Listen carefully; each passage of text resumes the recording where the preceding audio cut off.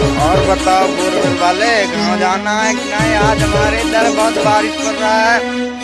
देखिएगा इधर एक गाड़ी लग चुका है। आज तो लगता है गाड़ पड़ जाएगा रात। क्या बक रहे हो माधव चोर? ये देखो तुम्हारी ऊपर हाल होने का। जोंदू यार इधर ये क्या नाम है मेरा बेटा? क्या बेटा क्या बोलना चाहता है?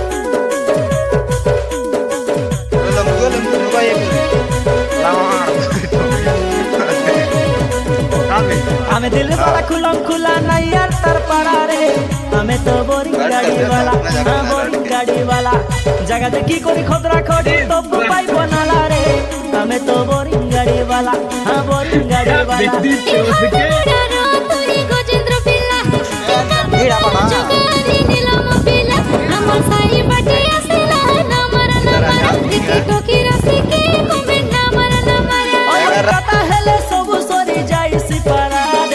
हमें तो बोरिंग गाड़ी वाला रे, दिल वाली रो दिल वाला।